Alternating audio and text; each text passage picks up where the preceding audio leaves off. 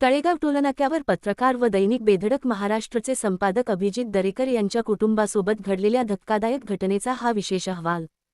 FASTag खात्यात balance नसल्याने toll cut झाला नाही। तत्काळ रिचार्ज करूनही टोल कट न झाल्याचा आरोप करण्यात आला आहे। वाहन सुरक्षित ठिकाणी पुढे घेऊन पेमेंट करण्याची विनंती करूनही टोल कर्मचाऱ्यांनी वाहन रिव्हर्स घेण्यास सांगितल्याचे अभिजित दरेकर यांनी सांगितले। त्यानंतर रिव्हर्स घेत असताना मागून आलेल्या वाहनाने धाक दिल्याचा आरोप करण्यात आला आहे। या घटनेची सखोल चौकशी, सीसीटीव्ही फुटेज तपासणी आणि संबंधितांवर कारवाईची मागणी करण्यात आली आहे। तसेच युवराज भगवान दाखले शिवशाही शासन पक्ष तळेगाव टोलनाक्यावर आंदोलन इशारा दिला।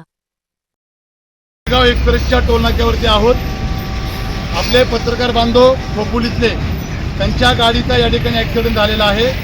फक्त रिचार्ज करण्याच्या उद्देशानं त्यांनी तातडीने त्यांना गाडी पाठीमागे घ्यायला लावली आणि याचा नतीजा या गाडीचा ॲक्सिडेंट झालेला आहे। या गाडीमध्ये स्वतःचं कुटुंब असताना या पत्रकार बांधवांना या टोलनाक्यावरती कुठल्याही प्रकारची फर्स्ट एड सुविधा तिथं उपलब्ध नसल्यानंतर नाही, त्याच्यामुळं फार मोठं गंभीर परिणाम या ठिकाणी यांच्या कुटुंबावरती झालं असतं।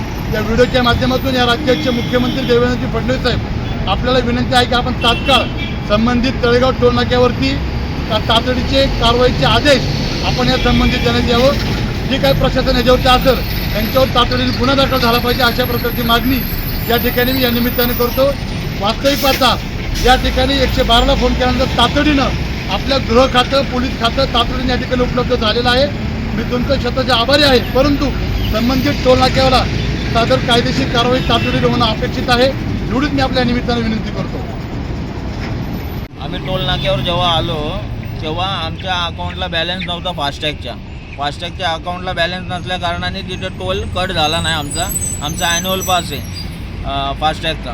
तर मग त्याच्यानंतर आम्ही त्यांना म्हटलं आम्ही रिचार्ज करतो। तो रिचार्ज पण आम्ही केला 500 रुपयाचा, 545 त्याच्या अकाउंटमध्ये बॅलन्स पण आला, पण तो तेव्हा पण कट नव्हता होत। तर ते म्हणाले UPI पेमेंट करा। मग UPI पेमेंट करायला गेलो तर ते बोलले 480 भरायला लागतील। म्हटलं UPI पेमेंट करता तेव्हा त्याच्यात जेवढा टोल आहे 240 तेवढेच भरायला लागणार। तर ते बोलले नाही तसं नाही, एक्सप्रेसला तसं नाही चालणार।